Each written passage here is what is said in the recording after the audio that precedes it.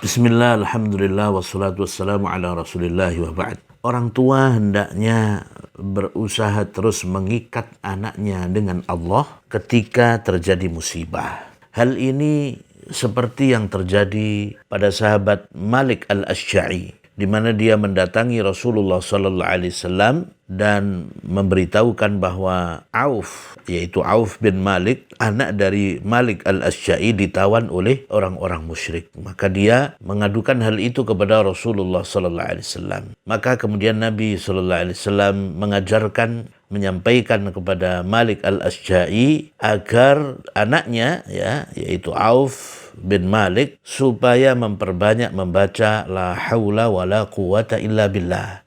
Tidak ada daya dan kekuatan kecuali dengan pertolongan Allah Subhanahu wa taala. Oleh Nabi agar anaknya Malik al-Asy'ari ini memperbanyak mengucapkan zikir la haula wala quwata illa billah, dan itu dilaksanakan oleh Auf.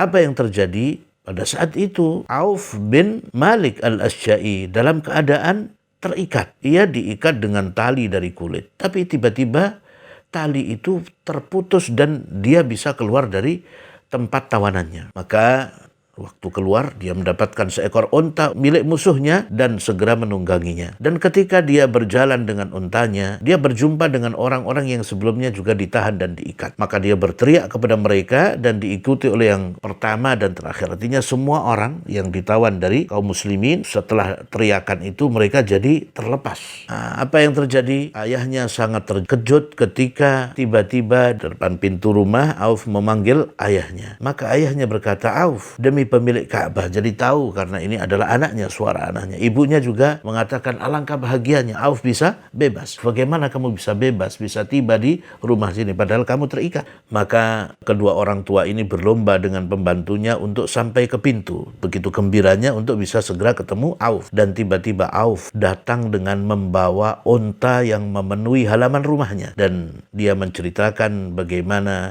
ceritanya, kisahnya, sehingga dia bisa lepas tersebut. Lalu ayahnya berkata, "Tunggu sehingga saya mendatangi Rasulullah sallallahu alaihi wasallam untuk menanyakan masalah ini." Ayahnya mendatangi Rasulullah sallallahu alaihi wasallam dan menceritakan tentang Auf dan tentang unta yang dibawanya. Maka Rasulullah sallallahu alaihi wasallam bersabda, "Lakukan apa yang kamu kehendaki sebagaimana kamu memperlakukan hartamu." Artinya ini adalah halal sebagai harta Auf bin Malik. Maka turunlah ayat ini, "Wa may yattaqillaha yaj'al lahu makhraja wa yarzuqhu min haitsu la yahtasib."